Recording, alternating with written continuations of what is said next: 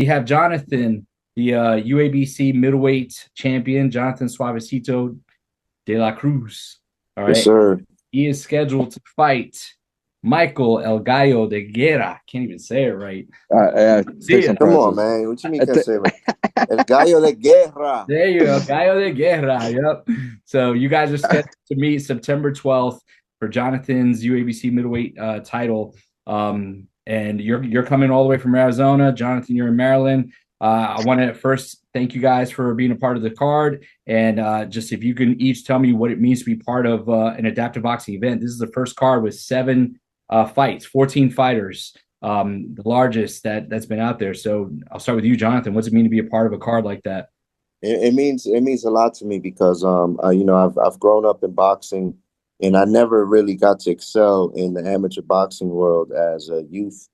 I got a lot of sparring in with professionals. I mean, I was like a gym rat, but didn't really get involved too much in the amateur circuit. So to be able to compete, but now do it with with basically a story to tell, right? You know what I mean? Alongside with the boxing, it's just feels like it's all coming together full circle. So it's a blessing. That's awesome. That's a great answer. Michael, how about yourself? What does it mean to be a part of a large adaptive boxing card like this? Oh man, it's amazing. For my first time actually joining Trumpy Boxing, it's exciting, especially fighting a good opponent like Jonathan. He's got the belt. He's the reason why he has the belt. Um, it's it's really exciting. Like I said, it's just gave me a challenge. I played all sports, and so grew up watching boxing. I always wanted to try it out, and so but story different.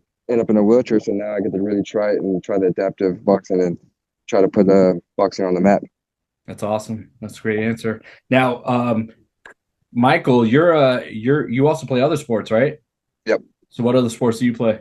Man, I play wheelchair basketball. I do wheelchair football, lacrosse, pickleball, tennis, um, anything I can get my hands on. Really, that's why, like, I'm very excited about this boxing thing to try it out and challenge myself. So, Okay, so you got an athletic background, Jonathan. You other than boxing, I know you lived in the gym for boxing. Did you play any other sports as well? When I was younger, I played soccer. I was always athletic, but really just boxing. Boxing. All right. So Yeah. it's going to be unique to see the athleticism that you're going to be bringing Like up. I tried wheelchair basketball when I got out the hospital, but I was never like a ball player, so I didn't fall in love with it. yeah, Okay. You know what I mean? Like I'll get out there, but I didn't fall in love with it.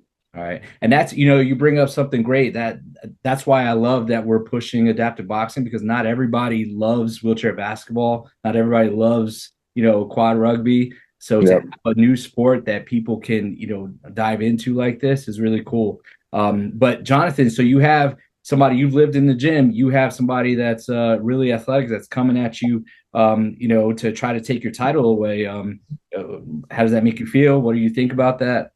I mean, man, it makes me feel good. It's gonna push me to really lock in on conditioning because I know, him being involved in these various sports requires a lot of exertion and conditioning and pushing the chair up and down.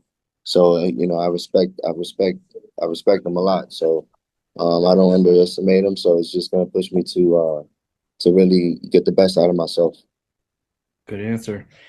So Michael, Jonathan is as he mentioned, he's lived in the gym. We've had him here sparring with our fighters. He's definitely got a lot of skill. How are you going to come at this fight so that you walk away with his title? Man, I've been watching a lot of Jonathan, and he's he's gonna be a tough opponent, but where, like I said, it's gonna take some some mentality, calmness, and stuff like that. Not to rush or anything, but just take my time, fill it out.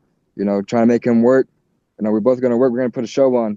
I know that for sure. Just by looking at Jonathan, all his fights, I know this is gonna be a good matchup card right here. So, like I said, I just put the strategy game plan together and see how it goes. Okay, good answer. Um, let's go back to talking about adaptive boxing. Why do you guys feel this for both of you? Why do you feel like adaptive boxing is important, not just as a sport, but as like a movement for people with disabilities? I think it's important because it's like you said, it's there's people that don't like other sports, so adaptive boxing gives them another angle, and it also is a great stress reliever. You know, a lot of people that have disabilities may be going through mental health issues because it's not easy to you know, the day to day living and what comes with having a disability. So it provides another outlet to those people and shows them that anything is possible. There are no barriers, and I think that's the biggest thing, is just showing there are no barriers, and is we could do whatever we could put our minds to. Awesome answer, Michael. Yeah, just to piggyback off that, what Jonathan said, you know, not everybody likes their different sports, but you know, like team sports, people excel in individual sports, and it's a good stress reliever. It's good for the body. Sky's the limit. So like doing boxing and training, and just open your eyes more where you can do through life, and it's like life lessons that teach you to being stronger, no matter what we hit in life and stuff. That with boxing, it makes us keep breaking those walls down. That's awesome. That's awesome. Great answers. Michael, I'm going to stay with you, man. What can fans that are coming to this event, what can they expect to see from you specifically on September 12th? I think they can expect they seen boxing with the Mexicans, you know, technique. They're smooth, they're relaxed, you know, they're gonna see me calm in the ring and stuff like that. Like I said, I'm gonna make Jonathan work. I'm gonna try to show him that I belong there. I know he's been in some fights, he's got some wins under his belt, and that's why he's a champ. But I'm gonna show him that I belong there, you know. Okay. Same question for you, Jonathan. What can people expect when they come watch you work? They're gonna see me put on a show and display skill and show them that there's levels. You know, you could play basketball, you could play rugby, you could play lacrosse, all these things, but you can't play boxing. And I don't know when the last time Michael got punched in the face or felt a glove hit him, and how he is going to react. We're going to see. Okay. Michael, in response to that.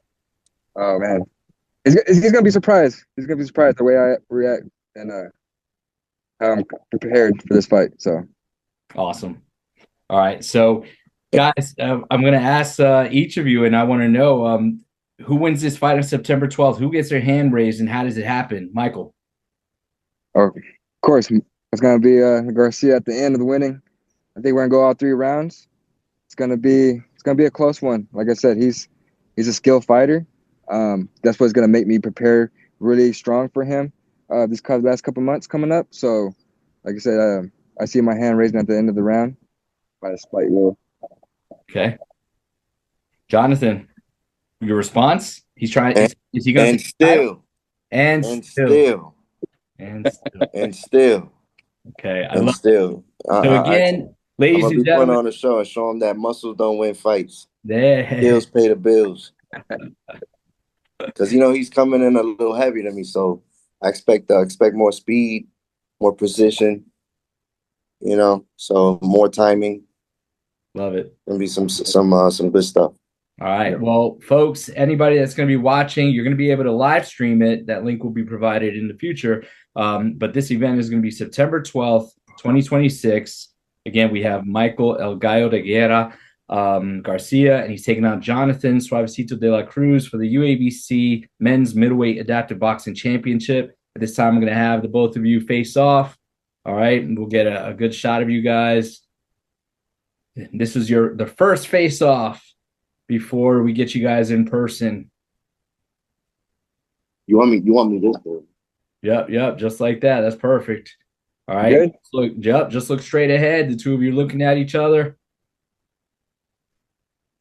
One more time. Jonathan De La Cruz taking on Michael Garcia, September 12th at the UABC Adaptive Boxing Showcase 4. Thank you, gentlemen, for joining us. Looking forward to seeing you in the future. Thank you.